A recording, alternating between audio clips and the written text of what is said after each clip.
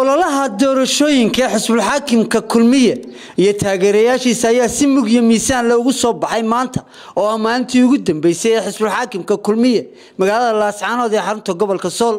waxaana kala qayb galay wafdi ballaaran oo hogaaminaya gudoomiyaha baarlamaanka Jamhuuriyadda Soomaaliland wasiirka arrimaha gudaha wasiirka dawladda wasaaradda warfaafinta iyo waliba wasiirro kale xildhibaano iyo dadweynaha u tiro badan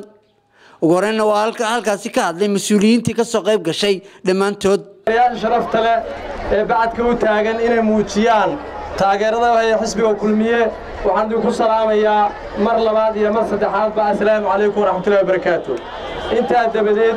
وحنا كجرنا مالين تي تضبط حسبي وكلمية ولوليسي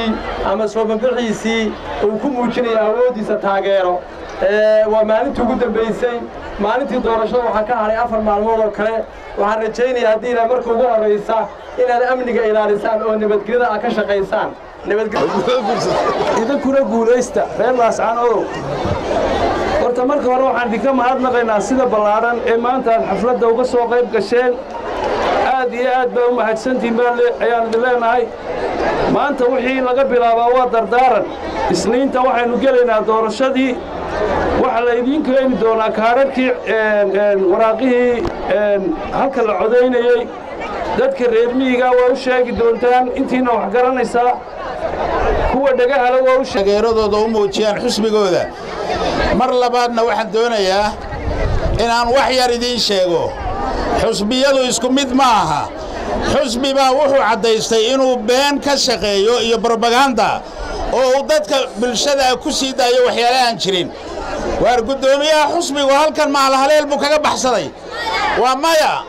isagoo dabaaldegaya oo faras fuushan oo dadku soo dhaweynayaan buu ka baxay waxay qoreen halhaleel buu kaga baxay meeshii riwaayadda halka ka dhacday ee dhalinyaradu ku booqsanaayeen iyo waxay isku xidheen gudoomiyihii sida sharafta leh soo dhaweeyay waa been waxay sameeyeen tuulo halka ku taalo gambadhe la yiraahdo guri baa calan loo suray dabadeedna waxay yiraahdeen xaruntii gambadhe ee kulmiye waanu la wareegnay waa been dibadbixii inoogu dambeeyay 7 cashe laynoo asteeyay oo maanta ah maalintii inoogu dambeysay insha Allah taala isniintan ay noqon doonto maalintii la kala harayay ee codka lagu kala baxayay ee aad musharaxiinta kala saari lahaydeen ee aad fartiina ku kala saari lahaydeen innagu kulmiyaynu soo saaranaa kulmiyaynu diyaar u nahay inaad fadkiina ugu hiirisaan oo ku soo saartaan musharaxa midnimada iyo horumarka ee Muuse Biixi Cabdi waxa weey horta waa mahadnaq aan ku mahadnaqayo dadweynaha Laascaanood taageerada mugale ee ay muujiyeen ay xisbiga kulmiye u soo baxeen maanta oo maalintii ugu dambeysay ololaheena aad iyo aad baan idinku mahadnaqayaa aad iyo aad baad u mahadsantihiin sida xilkasnimada leh aan kala harka lahayn aad u soo baxdeen aad taageeradiina cududda u muujiseen marka inta ka gudbo waxa idinku idinka rabaa idinka sheego xisbiga kulmiye waxyaalaha aynu ku dooranayno ma aha barwaaqo iyo iska hadal waa waxa buugga ku qoran arkaysaan ومانتا ومانتي إلهي خير إنه قدر ومانتي حفلتنا قبل إنه قدام بيتي دبلتك أنا مانتي حصوتي شرفتي كرامة له وعيني سكوجناي إن شاء الله بالمنى الكريم ملصر وملص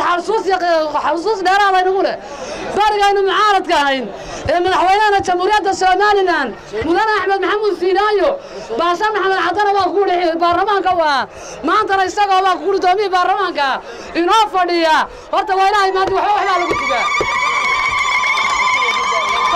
كاسواتا إن شاء الله بالمنى الكريم وينك ترى فرس كبويري شاء الله كوا على قدفتا إنه ورد كيس وقصي بديو يلا سعانالو نينو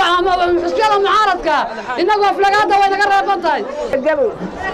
xilligii codka aynu u baahnayn ayaynu taagannahay marka mid waan idinka dhigay waxaan idinka dhigayaa dadka kaadhadhka urursanaya ee caruurta lacagta jeebka ugu ridaya inaad iska ilaalisaan mid kalabaadna waxa weeyaan waa inaad u codaysaan xisbiga kulmiye gudoomiyaha musharaxa madaxweynaha Muuse Biixi Cabdi codkeena soo siinayna Muuse Biixi Cabdi saasaynu isku ognahay waxaan ka salaamayaa shacabka halka taagan aan qof rag iyo dumar isu garanayno waxaanu ka soo digarnay anagu 4 xafiis ah xisbiga mucaaradka ah ee wadani kadib soo 3 bilood been noo sheegay oo subax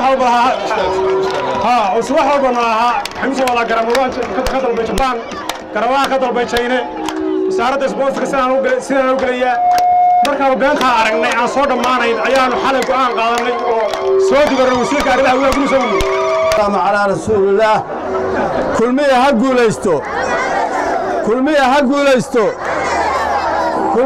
guulaysto inuu kula guulaysta hal hadal la iga dhageysta shaki kama jiro shaki nagama hayo in uu kulmiye guulaysanayo oo doorashada ku guulaysanayo way muuqataa gobollada oo dhan degmooyinka oo dhan dalka oo dhan siduu dalku u leeyahay way muuqataa in kulmiye kursiga ku fadhiisanayo oo uu sii haynayo kaasaan idinka degayaa dhallinyarada waxaan uga degayaa koox iyo cid isqabata iyo dagaal afka ha laga wada hadlo siyaasad ha lagu wada hadlo laakiin gacanta ha la xakameeyo yaan la isku dhicin dadku waa dadkiisa siyaasadun baa iyo lagu kala duwan yahay siyaasadda wanaagsan baana guulaysanaysa kulmiye ha guulayso waxa taagantiin cadceed 3 qodob baan ka hadlayaa marka ugu horeeya waxaan ka hadlayaa baarlamaanka Puntland oo yiri doorashada Soomaaliya laba qaban karo waxaan u sheegaynaa doorashadana gacanna in lagu codeynayo gacanna qoriga lagu haynayo dad walaalaynu nahay deris baynu nahay fargelinta inaad samaysaana xaq uma leedin maanta uma baahna dalkeenu dhibaato iyo dhiig wuxuu baahanayaa horumarin Soomaaliland uma jeedo inay cidna daandaarsato cidna ay waxyeeshaan waxay ku mashquulsan tahay dimuqraadiyad iyo horumarka dadka Sool iyo Sanaag iyo Cayn degan sidii oo horumarin lahayd marka waxaan aad iyo aad uga xunnahay baarlamaanka Puntland oo qaraar aan soconayn oo waxba ka soconayn inuu soo saaro annaga qudhayada ceeb baynu ku tahay niman ehlaanu nahay hadday waxba samayn kareen inay iska daayaan baa fiican codayntuna waa dhacaysaa meel walbana waa la keenayaa sidaa ku bishaaraysta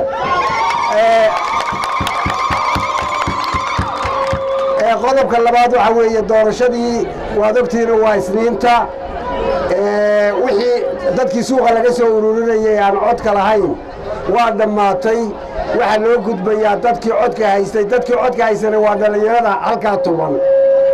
waxaanu doonaynaa waxa weeye calaamadda lagu kartaa kulmiye waxa weeye labada gacmood salaanta lagu kartaa qofkii aan wax akhriyi karin wuxuu eeganayaa labada gacmood buu eeganayaa is salaamaya salaanta islaamka isku salaamaya